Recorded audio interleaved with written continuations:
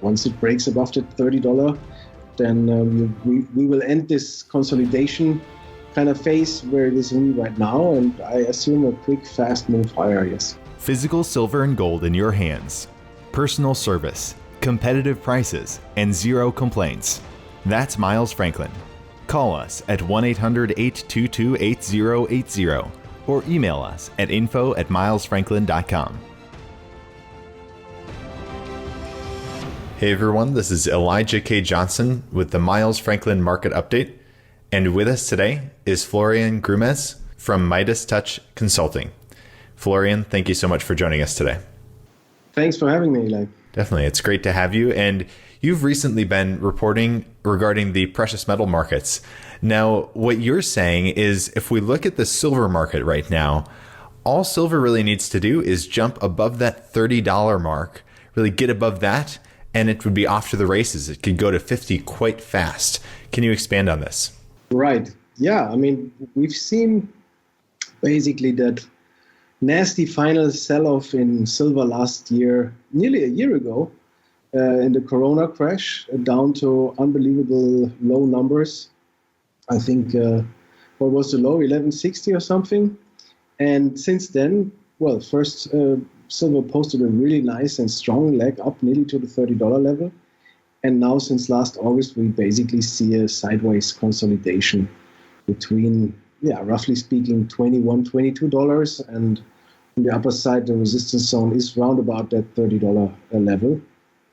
And I assume that it will probably take a few more times for silver to run against that $30 level resistance zone. But once it breaks through that, then you probably will see quite a fast move towards the all-time high at $50. And silver is one of the few commodities that trades way below its 1980 high. It has a strong fundamental case in terms of battery metal, in terms of the shutdowns in many mines, especially in Mexico, is still kind of weighing on the supply side. And at the same time, with the silver squeeze in everybody's mouth nowadays, you have lots of people rushing to buy physical silver. So I think silver is in a really good and interesting spot here. Actually, right now at the $25, $26 level, I think it's still pretty cheap in the bigger picture. And as you said, I mean, I think that once we clear that $30 level, it will quickly run to the $50 level because there's not a lot of resistance anymore in between. And it's been the last time $50 we've seen is in May 2011, so this is 10 years ago. And the first time we've seen it is in January 1980, so this is more than 40 years ago. And I think that is a magnet now, this $50 level. And once it breaks above the $30, then we will end this consolidation kind of phase where it is in right now. And I assume a quick, fast move higher, yes. You've stated that this break above 30 could happen within a couple months. How fast after that do you think silver could reach $50? I guess it could take probably maybe 2 to 6 months once it breaks out. Obviously, or unfortunately, most of the time, we as the gold bugs are a little bit too impatient and expect the prices to shoot higher immediately, and often it just takes more time. I think silver still has to do some more time to run against this $30 level until it will finally break through. But 2 months at least once it does this breakout. Maybe it takes 3 to 4, but not longer than 5 to 6. I think that's already the maximum on the longer side. What is your worst case scenario for silver if we don't break above 30? Do you see a lot of downside potential from where we are right now? No, it's trading in that kind of sideways range. So we had 2 lows around the $21.50, $22 range, but that was already last year. So silver did not confirm that new low in the gold price last week. It actually held up much better. But if in case everything would go wrong, it would be probably again those $21, $22 levels where the market then should find support. I don't see a lot of downside for silver anymore. No. And as for gold, what price points are you looking at for a signal that we might be headed for another breakout? Well, I mean, gold came down quite a lot from its new all-time high in last August. And I mean, it came down from $2,075 to last week's low at $1,676, so nearly $400 in 7 months. In the bigger picture, this is still just a minor pullback, but it certainly was painful for many participants, and especially it tested the nerves, and it basically shook off all the weak hands and all the impatient players. I think the next important level for gold that it needs to regain is the November low at 1765. So that's not so far away. That's basically $35 from where we are.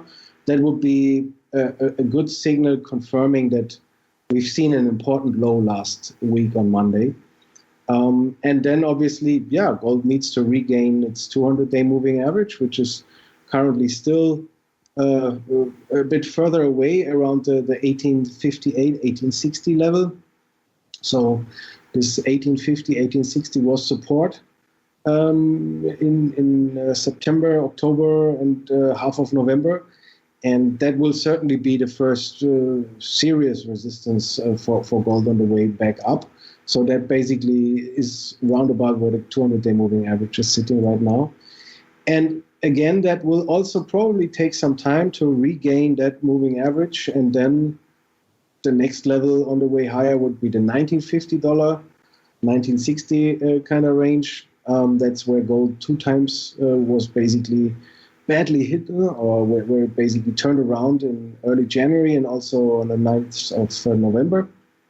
When the news about the vaccine came out, we had this massive sell-off, $150 sell-off in one day. So this is then the next resistance level, and then we'll probably talk about the psychological number of $2,000. So actually, as you can see, there's quite a lot of work that gold has to do before we can even talk about any breakout. So I think we need to expect gold to probably at least another half a year trade below this all-time high before we can see a real breakout.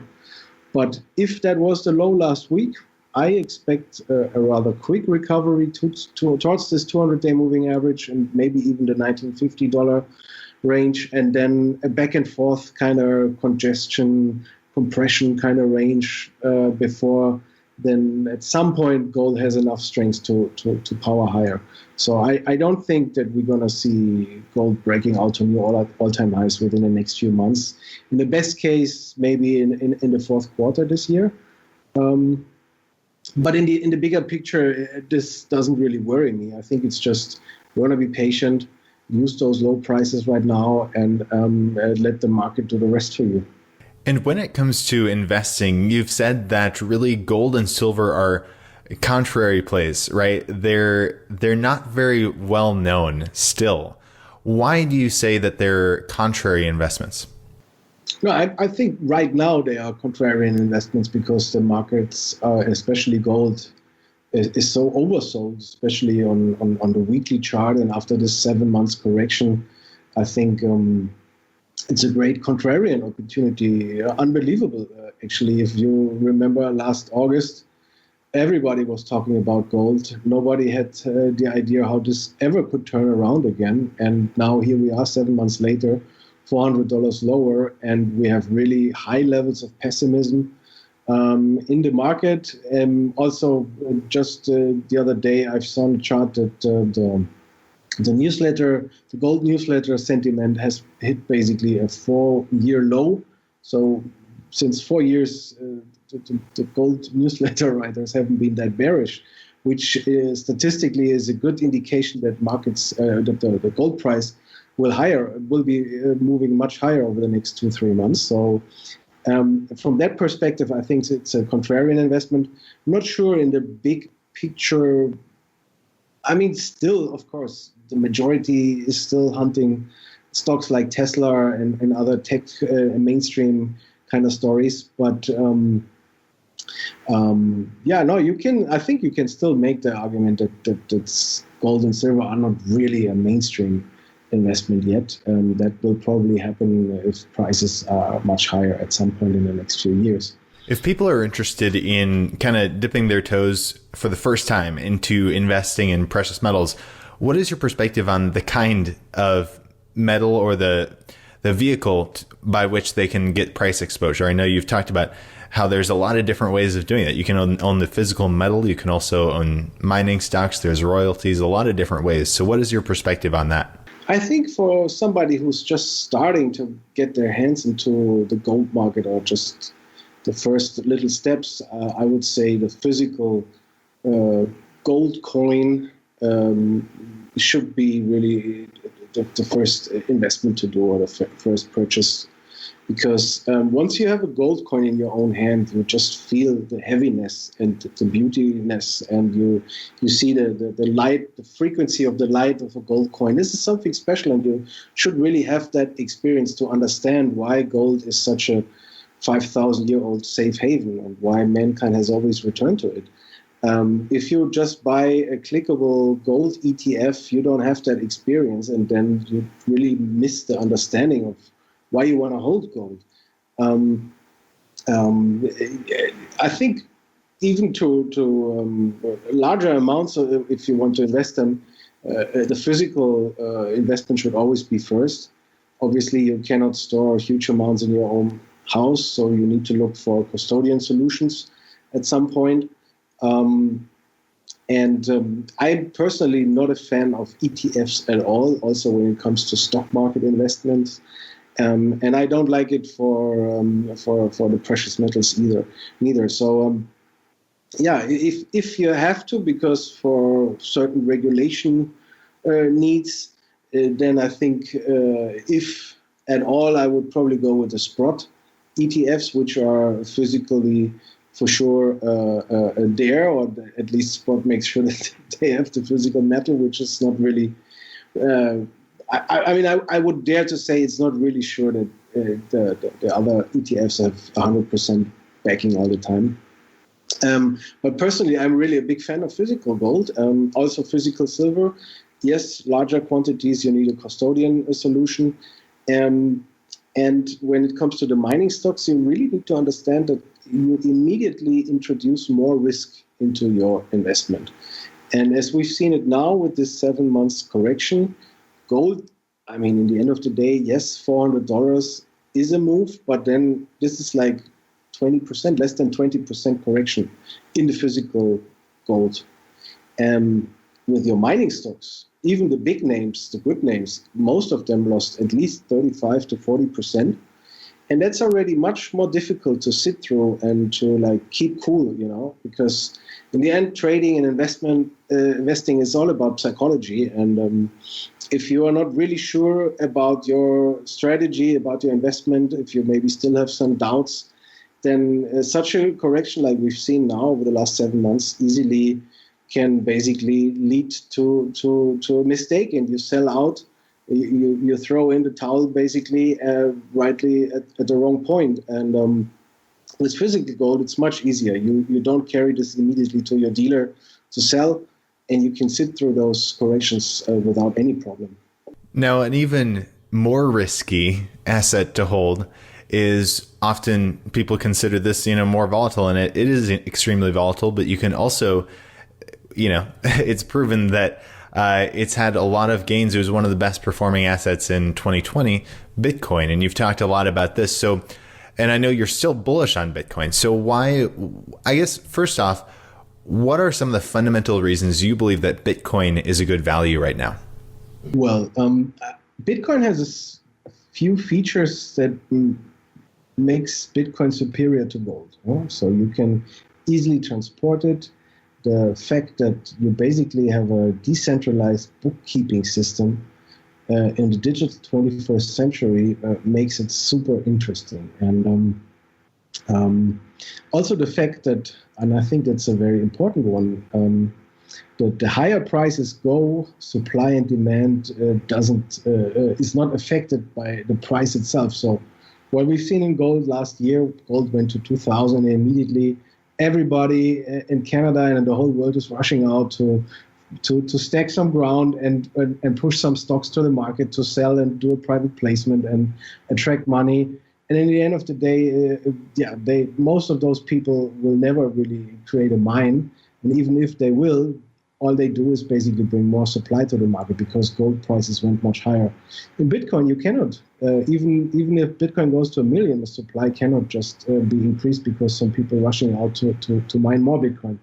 So that's a very interesting feature, especially in today's time where, central banks are printing like crazy. So I think there is certainly quite a few very strong arguments that Bitcoin is the fastest horse, like Paul Tudor Jones said like half a year ago or something. I'm a Bitcoin bull. I've been studying Bitcoin now for nearly 8 years. It took me quite some time also to get to that level of conviction where I am now. I don't consider it as a very risky asset. Yes, it's very volatile, but nobody can confiscate my money. Nobody can touch it. I don't have to ask anybody. I can be my own bank. I mean, what more level of freedom do you want to have? I mean, these are actually similar features that gold has. Gold is superior when it comes to having money without electricity, without leaving traces, and without the need of internet availability. So that's features that are making gold superior, in my opinion. But I don't consider Bitcoin very risky. The thing that you need to understand is this is very volatile. And of course, you need to be disciplined. So buying into these huge rallies on the top is certainly a bad idea. As you can see, we had a top on Sunday at 61,000 and something, and now today we pulled back to 53,000. So that was really like nearly a 10K pullback within 2 or 3 days. So what you want to do, and this is really my recommendation, if you want to move into that market, play it small. That's anyway always the best thing to do with any investment, especially if you don't know and understand it yet. Keep the position sizing small. I started with $50 buying Bitcoin. Luckily back then I got more than half a Bitcoin for it, but still starting small, understanding it, building your position slowly, and then also just leave low limit orders in the market, because otherwise you will always be in that kind of trappy situation. Should I buy? Should I sell? Should I do nothing? Should I hold on? And that's where your psychology comes into play and makes it much more difficult, and all your emotions go crazy, basically. I prefer to put limit orders into the market and let the market do the work for me. Sometimes not all of the limit orders get filled, but that's at least a way to be on the train instead of running behind the train. So that's basically my recommendation. No, at 60,000, it recently hit an all-time high around 60,000 recently. At that high of a price, some people might be like, well, I remember when it was $20. Some people might say it's so overvalued at 50 or 60,000. How do you make the case that it's still undervalued? I would be careful with valuing things in the end of the day anyway, because the pricing in the market is always just a mass psychological phenomenon. And we can talk in length now if Tesla is overvalued or undervalued. We will not really come to a conclusion at the end of the day. I see a clear uptrend in Bitcoin. I know from the past that these bull runs go much further than most people can imagine. Statistically, if you compare it, we are probably somewhere in the middle of the way, I would say. So we might still have a few more months at least left for that bull run, and I think it could easily go to 100K from here. Just comparing what it did in the past, it doesn't mean it has to happen like this, but I think there's a very good chance. And right now, even though we had this little dip or pullback over the last 2 days, I don't see any sell signals in the big picture yet. That might change at some point, but I don't believe it. That's also something that we can assume from the past. Basically, Bitcoin never pulled below its former all-time high again. So it's quite unlikely that Bitcoin will fall below $20,000 ever again. In fact, once it started to correct after such a bull run, it usually ended up reaching a low that was normally 2 to 3 times higher than the former all-time high. So that means you might, in the worst case, end up where we are trading right now. So let's say Bitcoin runs maybe to 100K, maybe 200K, maybe even a bit higher, and then you get these nasty pullbacks. And it might end up where we are right now, around 50 to 60K. So that's actually my assessment of the bigger picture. And I think people also need to understand that this is, when you want to have an argument for its value, I mean, a decentralized system that's stable, running for 10 years already without any big technical glitches or problems. This is, I think, in the 21st century where everything is becoming digital. It's quite valuable. And especially when you look at what governments are doing, the end of our freedom and democracy, the regulations everywhere, the massive money printing. I think the only sane place right now is Bitcoin. I mean, that's probably the only solution that I can see out there to all this mess that we're having right now in the world. And it doesn't have to be Bitcoin, but I don't see any other. That's the only thing that I see. I would love to see other options, but that's the only one that I have so far figured out, and I'm very happy to be part of it. I really trust that this is going in the right direction. And if it does, and it will survive, which we more and more can believe it will, it could lead mankind into a completely new dimension of transparency and honesty, because, all this crazy corruption, money printing, which is the root of most of the evil things on our planet, probably would then end. So at least that's the hope. So I'm very optimistic on Bitcoin in the long term. Also in the short term, I would say in the midterm, yes, a few more months for this bull run, and then we will probably get a bigger correction that will be painful for everybody who's buying in too late. But if you have a good exit strategy, which is also always very important. So, for example, we always talk about the quad exit strategy, meaning you take step-by-step parts of your money off the table. Once it runs into a profitable trade, then you cannot lose in the end anyway. So I think that's really the money management and position sizing aspect of it is much more important. And you can manage it well, and you don't have anything to fear. All right. Well, Florian Grummes, thank you so much for joining us today. Before we let you go, if people are interested in learning more and listening to more of these interviews, they can hit the subscribe button and the bell icon so they'll be notified when new interviews are being released. And if people are interested in learning more about your work, where can they find you? Go to MidasTouch-consulting.com, please. We have free weekly chart books, and we also have a free Telegram channel where we share lots of research, analysis, charts. We have daily calls, and I think you will find a very helpful, friendly community. We don't sell anything, so we'd love to see you there. Awesome. Florian, thank you so much, and God bless. Thank you. God bless.